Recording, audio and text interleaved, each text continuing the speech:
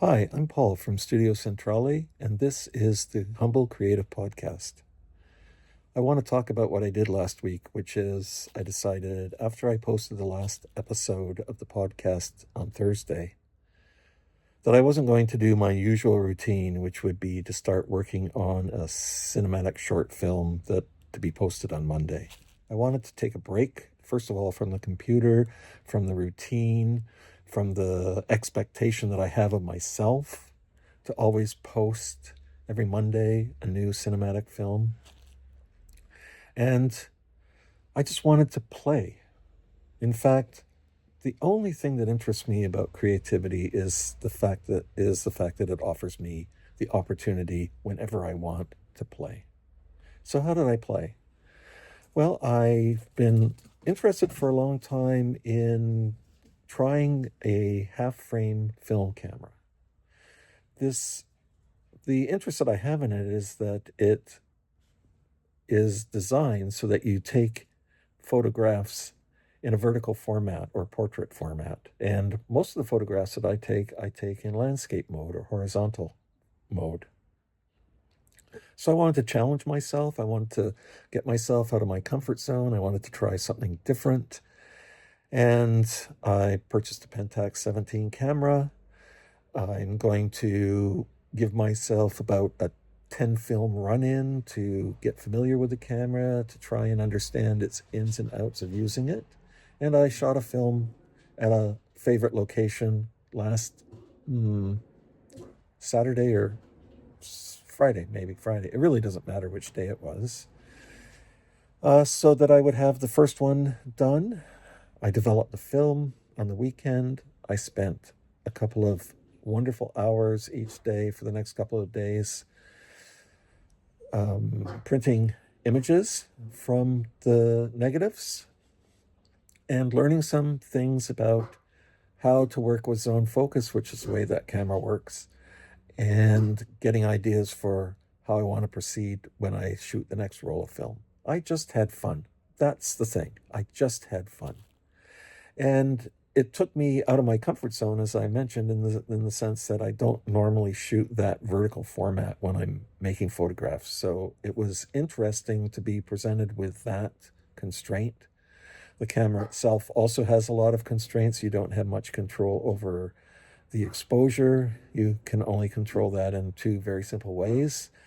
And with the zone focusing, you don't see exactly what's in focus and what isn't in focus. So you have to train your eye over time to be able to instantly recognize a meter away, 3 meters away, etc., etc.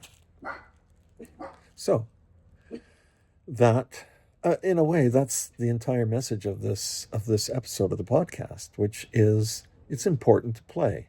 It's important to take yourself out of the whatever routine you're in and give yourself the opportunity to do something different, to challenge your brain, to do something that you haven't tried before or something you haven't done in a long time.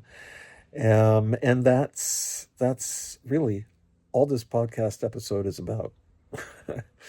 I don't have a lot more to say about that, really. I just encourage you to do it.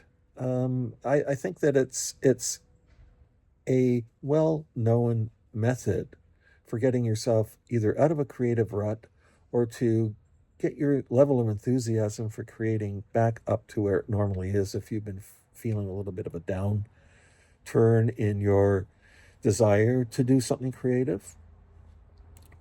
Shaking it up, doing something you've never tried before.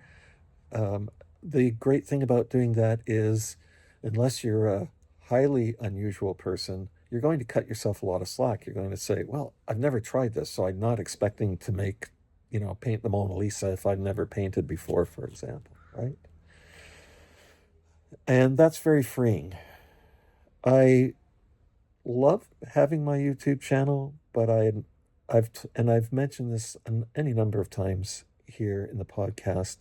I am not doing this to get monetized. I do not want to make money from YouTube. I don't want to have that responsibility. I had a very fulfilling and demanding job for 40 years, and I'm retired now for a few years, and that's the last thing I want.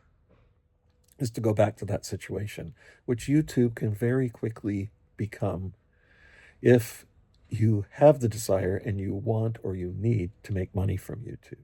So I'm fortunate.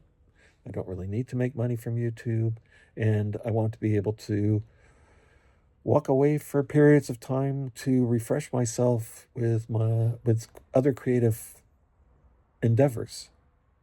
And having done the YouTube has been great, but I am feeling now, after over a year of doing this more or less on a weekly basis, that it's becoming a drag on my energy in particular. And I think that maybe it was, those are my dogs. There's something exciting. There's something worth barking at. Okay. I think it has become a bit of a drag on my spirit, if you will. It's a, it's still quite demanding, even in my case, where I'm not trying to make money at this. If I am determined or desire to post every week, that's still quite a time commitment. Particularly, even though I'm retired with young dogs and a lovely wife and a house to keep up and just the normal things that you have to do to keep on living. It's it's a demand on it's been a demand on my time, and I've just missed doing other things. I want to get back to doing more photography. I need to have more time in order to get to the next level in making these short cinematic films that I like to make. I think I've hit a plateau, and if I continue to try and make one so that I can post every week, I don't think I'm going to get much better at making them. So I think I need to slow down a little bit and spend more time per film rather than trying to make a film every week. So those are some of the things that I'm going to be mulling over myself. So I'll just wrap this up now. There's no need to continue to go on, but I would encourage you to, from time to time, take a break, play. In my case, I was tired of being on the computer so much. I wanted to make things with my hands again, which is why I shot film and developed it and made prints from the film. So I encourage you to think about, what is it that you've been doing time in, time out that has maybe become a bit of a drag upon your creative spirit, if you will, and think of doing the opposite. So in my case, it was too much computer, so I went to doing things by hand. In your case, it might be you've been drawing. Maybe you need to pick up a digital camera and go out and just make some photographs for the fun of it. As always, thank you very much for watching.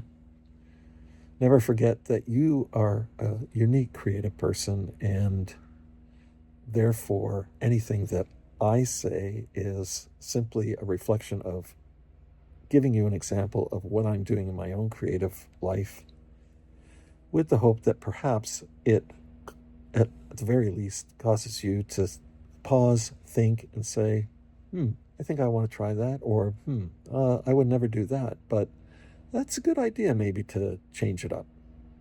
Thanks very much for watching, and I hope you'll watch again next week.